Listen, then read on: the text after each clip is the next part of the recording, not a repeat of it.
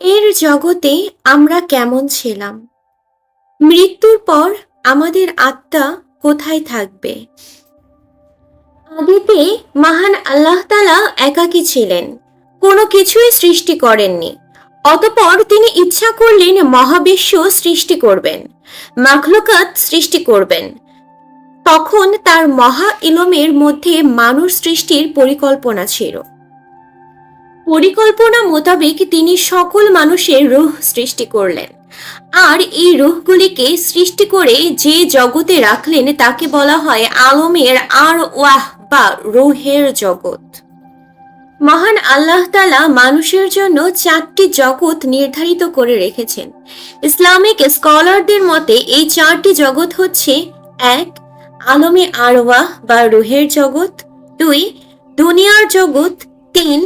আলমে বারজাখ বা কবরের জগৎ এবং 4. আখিরাতের জগৎ।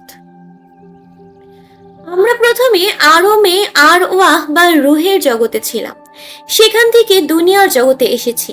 তারপর একদিন এই দুনিয়া ছেড়ে আলমে বারজাখ বা কবরের জগতে চলে যাব। অতঃপর সেখান থেকে অন্তহীন আখিরাতের জগতে প্রবেশ করব। প্রিয় দর্শক, আজকে আমরা রূহের জগৎ নিয়ে বিস্তারিত আলোচনা করব। আলম আরবি শব্দ, যার অর্থ জগৎ। আরওয়াহ শব্দটি রুহ শব্দের বহুবচন, যার অর্থ আত্মাসমূহ। সুতরাং আলমে আরওয়াহ অর্থ হচ্ছে রুহের জগৎ। প্রচলিত অর্থে আলমে আরওয়াহ বলতে রুহের বাসস্থানকে বোঝায়। মহান আল্লাহ তাআলা মানবকুলকে সৃষ্টি করে যে জগৎ রেখেছিলেন সে জগৎকে বলা হয় আলমে আরওয়াহ বা রুহের জগৎ, যেখানে শুধু মানুষের রুহ ছিল। কোনো দেহ ছিল না, কোনো আকার ছিল না, কোনো আকৃতি ছিল না। মানুষের দেহ সৃষ্টি করার পূর্বে মহান আল্লাহ তাআলা রুহ বা আত্মা সৃষ্টি করেছেন। মহান আল্লাহ তাআলা রুহ সৃষ্টি করার পর সমস্ত রুহকে একত্রিত করে প্রশ্ন করলেন, আমি কি তোমাদের প্রভু নই?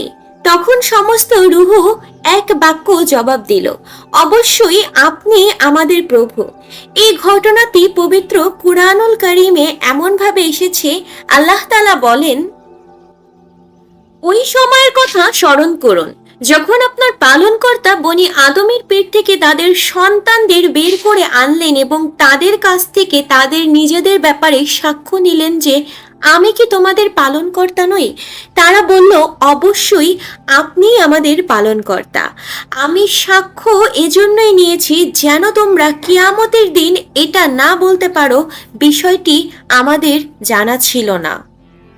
উল্লেখিত আয়াত থেকে এই কথাটি স্পষ্টভাবে বোঝা যায় যে মানুষের দেহ সৃষ্টি করার পূর্বেই মহান আল্লাহ তাআলা রূহ সৃষ্টি করেছেন। রূহ সৃষ্টি করে মহান আল্লাহ তাআলা তাদের সাথে কথা বলেছেন এবং তাদেরকে প্রশ্ন করেছেন, আমি কি তোমাদের প্রভু নই? তখন তারা এক বাক্যে সকলেই বলেছিল, অবশ্যই আপনি আমাদের প্রভু। রূহের জগতে কেউ কাফের ছিল না, সবাই একমাত্র মহান আল্লাহ তাআলাকে মান্য করেছিল। তাই কোনো নাবালক বাচ্চা মৃত্যুবরণ করলে তার কোনো পাপ নেই, সে মুমিন, তাকে জান্নাত দেওয়া হবে, সে জান্নাতে বসবাস করবে। ঠিক তেমনি কোনো পাগল ব্যক্তিরও কোনো পাপ নেই, সেও জান্নাতে প্রবেশ করবে, কারণ তারা সবাই রূহের জগতে মহান আল্লাহ তাআলাকে রব হিসাবে স্বীকৃতি দিয়েছিল। যেমনটি হাদিস শরীফে এসেছে, মহানবী সাল্লাল্লাহু আলাইহি ওয়াসাল্লাম বলেন, প্রতিটি মানুষ ফিতরাতের উপর জন্মগ্রহণ করে থাকে। সহিহ বুখারী 1385। এখানে ফিতরা হচ্ছে মহান আল্লাহ তাআলার প্রতি বিশ্বাস বা ঈমান, অর্থাৎ জন্মগতভাবে প্রতিটি মানুষই মহান আল্লাহ তাআলার উপরে বিশ্বাসী হয়ে জন্মগ্রহণ করেন, কিন্তু পরবর্তীতে তার পিতামাতা এবং চারপাশের পরিবেশ তাকে মুশরিক বা ঈমানহীন বানায় বা তাকে নাস্তিক হিসাবে প্রতিষ্ঠিত করে। মহান আল্লাহ তাআলা রূহের জগৎ থেকে এমন এক জগতে আমাদের স্থানান্তর করলেন যেখানে মানুষকে তার কর্মের মাধ্যমে তিনি পরীক্ষার ব্যবস্থা করলেন। মানুষ কি মনে করে তারা একথা বলেই অব্যাহতি পেয়ে যাবে? আমরা বিশ্বাস করি এবং তাদেরকে পরীক্ষা করা হবে না। সূরা আল আনকাবুত মাধ্যমে বোঝা যায় যে আমরা রুহের জগতে অঙ্গীকার করেছিলাম অবশ্যই আপনি আমাদের প্রভু। সেটা পরীক্ষা করার জন্যই মহান আল্লাহ তাআলা আমাদেরকে এই দুনিয়াতে প্রেরণ করেছেন। রুহের জগৎ সম্পর্কে হাদিসে এসেছে, আম্মাজান আয়েশা রাদিয়াল্লাহু তাআলা আনহা বলেন, আমি নবী করিম সাল্লাল্লাহু আলাইহি ওয়াসাল্লামকে বলতে শুনেছি, সমস্ত রূহ সেনাবাহিনীর মতো একত্রিত ছিল। সেখানে যে সমস্ত রূহের পরস্পর পরিচয় ছিল, এখানেও অর্থাৎ দুনিয়াতেও তাদের মধ্যে পরস্পর পরিচিতি থাকবে। আর সেখানে অর্থাৎ রূহের জগতে যাদের মধ্যে পরস্পর পরিচয় হয়নি, এখানেও তাদের মধ্যে পরস্পর মতভেদ থাকবে। সহিহ বুখারী 3336। আবার কোন ইসলামিক স্কলার বলেন, আলমে আর ওয়াহ বা রুহের জগৎ বলতে আসলে কোনো জগৎ নেই। প্রকৃতপক্ষে রুহ হচ্ছে মহান আল্লাহ তাআলার একটি আদেশ মাত্র। মানুষ যখন তার মাতৃ গর্ভে বেড়ে ওঠে এবং তার দুনিয়াতে আসার উপযুক্ত সময় হয়, তখন মহান আল্লাহ তাআলার নির্দেশে তার দেহের ভেতর রুহকে ফুঁকে দেওয়া হয়।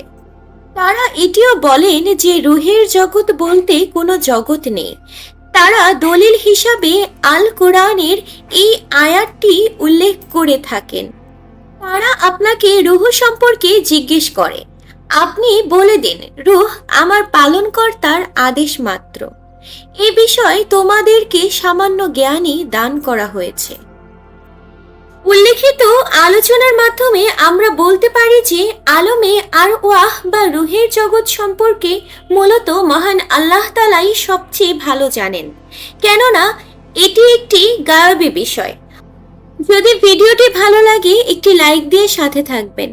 এখন পর্যন্ত আমাদের চ্যানেল বিনোদন 24 ঘন্টা সাবস্ক্রাইব না করলে সাবস্ক্রাইব করে দিয়ে পাশে থাকা বেল আইকনটিতে প্রেস করে দিবেন। ধন্যবাদ।